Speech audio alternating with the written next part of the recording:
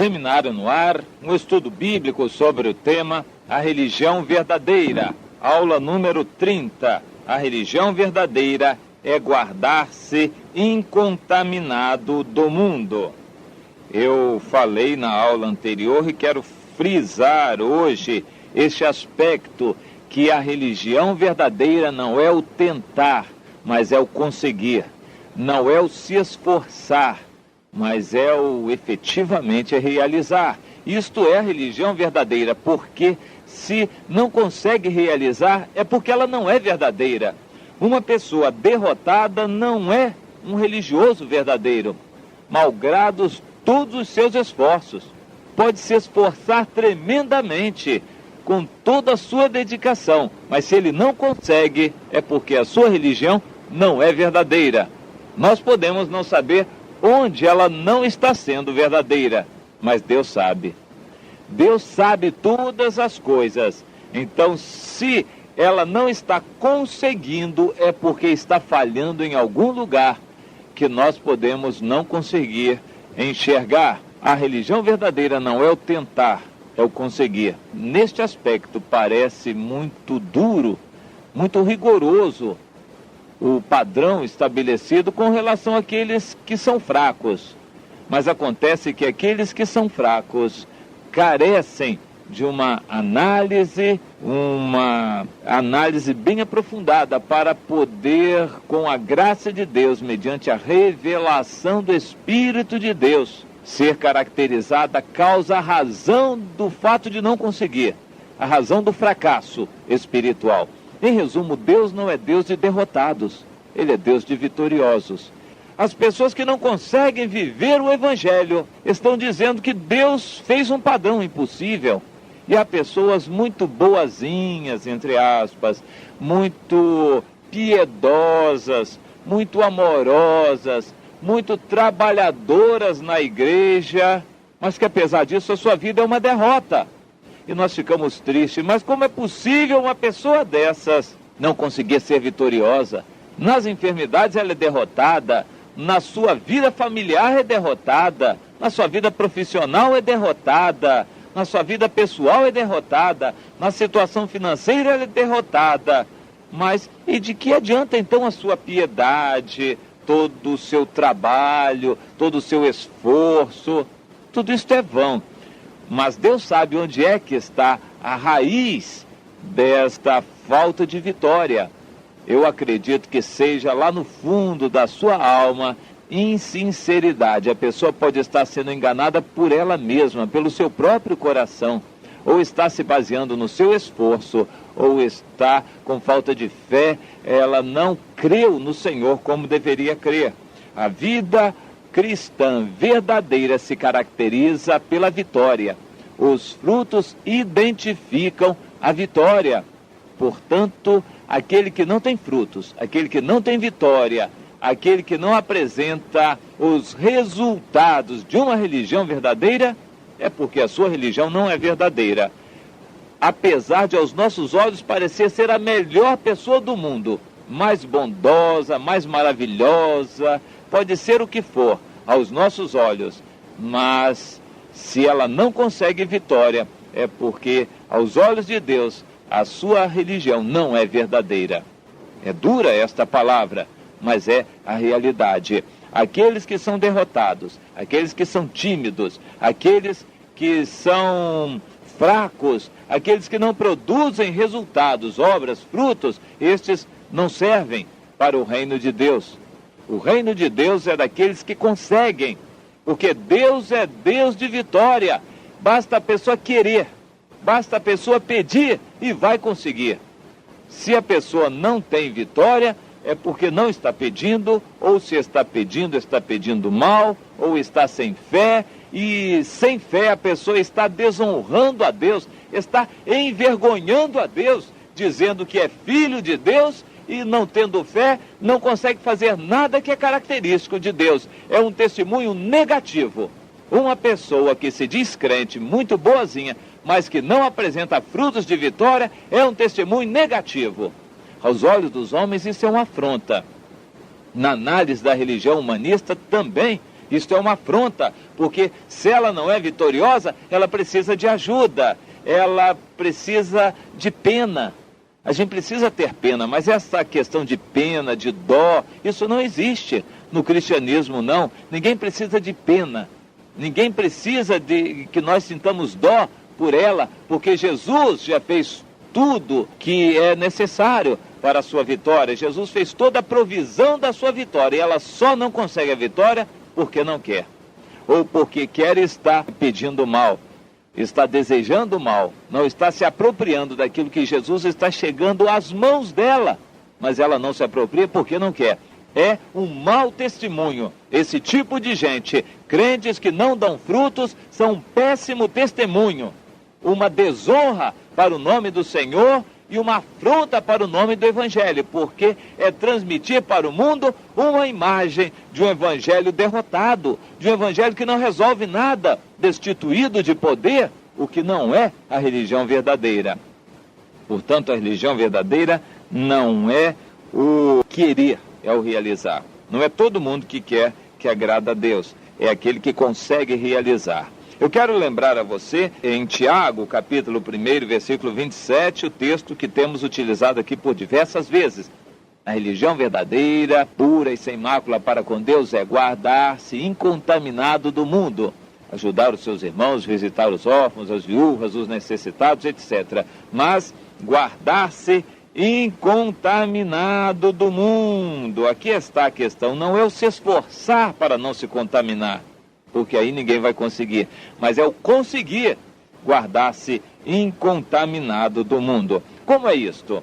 Vamos ler Efésios no capítulo 5 e você vai ter uma ideia mais clara a respeito desta questão. O mundo, lembro eu, é tudo aquilo que não foi criado por Deus.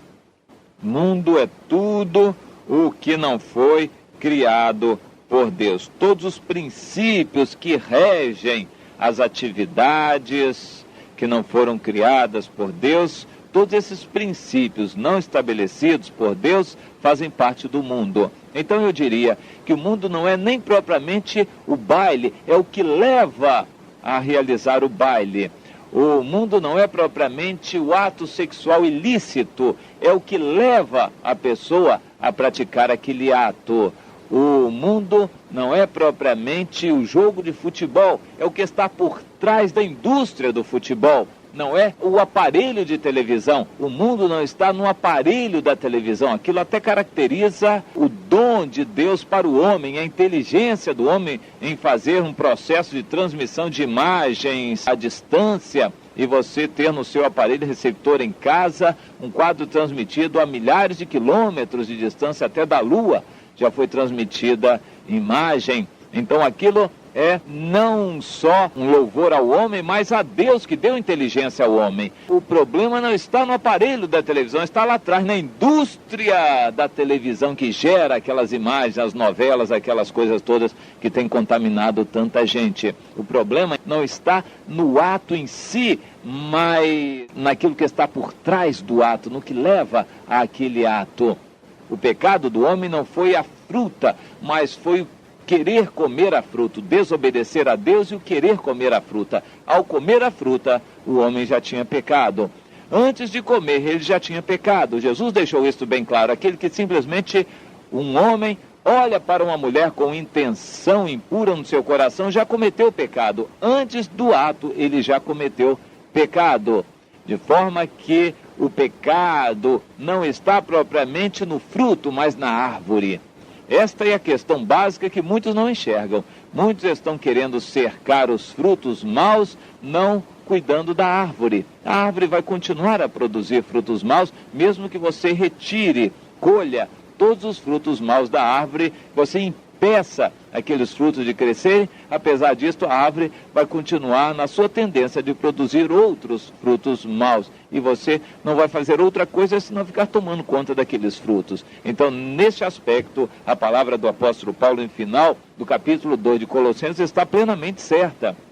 Essa questão de legalismo, de podes e não podes, e tem que fazer isso, tem que fazer aquilo, é proibido, não pode isso na igreja, isto é querer colher os frutos maus, deixando a árvore inteira. Não lidando com a natureza humana que está corrompida, não se vai resolver nunca o problema do pecado. O que vai se conseguir é uma guerra danada na igreja, excluir muita gente, e os outros vão ficar escondidos ali, porque terão vergonha, terão medo de confessar o seu pecado, ficará um clima artificial. Uns são excluídos porque o seu pecado é descoberto, e outros permanecem lá na igreja porque o seu pecado continua encoberto. Não adianta, este padrão não resolve. A questão do legalismo, dos podes e não podes, não resolve, porque é tratar a árvore pelos frutos. Mas nós temos a natureza da árvore que precisa ser tratada. Aí reside exatamente a questão fundamental. Lá então em Efésios 5, nós encontramos o apóstolo Paulo, inspirado por Deus, nos trazendo o seguinte: sede imitadores de Deus como filhos amados, e andai em amor, como também Cristo vos amou e se entregou a si mesmo por nós, em oferta e sacrifício a Deus, em cheiro suave. Aqui está a verdadeira razão. É em amor ao Senhor, em consagração a Deus, andando com Deus, em sacrifício a Deus, você vai ter tudo o que Ele diz a seguir como consequência. A prostituição, toda impureza ou avareza, nem ainda se nomeie entre vós como convém a santos. Aqui está, em mesmo pé de igualdade, a prostituição com a avareza. Igrejas hoje são muito rigorosas com relação à prostituição, mas são tremendamente tolerantes com relação à avareza. Até aceitam e estimulam as pessoas a serem ricas, a buscarem dinheiro, a quererem o bem material para serem ricos.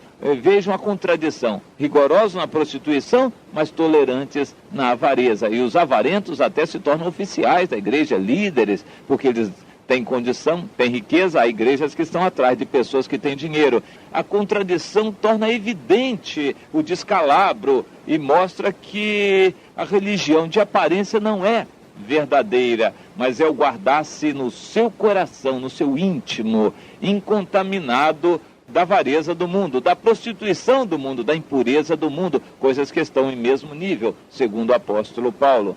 Também nem torpezas, que são palavras disformes, torpes, palavras ruins, como nós bem conhecemos, nem parvoíces, chocarrices, brincadeiras, pilhérias, essas gozações, essas brincadeiras de mau gosto, coisas que não convêm, como ele coloca aqui. Antes, ações de graças, isto sai assim da nossa boca, ações de graça. Veja também que essas brincadeiras que são muito faladas, inclusive por crentes, isso não tem nada demais, é só uma brincadeirinha. Estas coisas estão também no mesmo nível da prostituição e da avareza, caracterizam frutos maus. Sendo assim, vamos tomar cuidado com a árvore. Esses frutos não convêm, vamos nos privar deles. Como? Continuando, ele diz: bem sabeis isto, que nenhum devasso ou impuro ou avarento, qual é idólatra, tem herança no reino de Cristo e de Deus. Ora, os avarentos da igreja podem ser crentes oficiais ou o que for na igreja, não tem lugar no reino de Deus. E ele reafirma isso em Gálatas no capítulo 5, não herdarão o reino de Deus os que estas coisas praticam. Ninguém vos engane com palavras vãs, porque por estas coisas é que vem a ira de Deus sobre os filhos da desobediência. Portanto, não sejais seus companheiros, filhos da desobediência, mesmo dentro da igreja. Saiba que as igrejas estão cheias de filhos da desobediência. Quem anda por outro caminho que não utilizando o seu tempo para o serviço do Senhor, a sua vida em consagração a Deus, pode na aparência ter o rigor que for, mas no fundo ele estará encaixado em algum tipo de impureza, de avareza, de prostituição ou de pilhéria ou de palavras torpes, coisas que condenarão a sua vida da mesma maneira. Portanto, não ande por este caminho. Guardar-se incontaminado dos princípios do mundo, isto vai fazer você produzir bons frutos e evitar de produzir os frutos maus. Guarde isso no seu coração e eu tenho certeza, Deus vai dar graça e estas coisas vão redundar em resultados eternos na sua vida. Amém.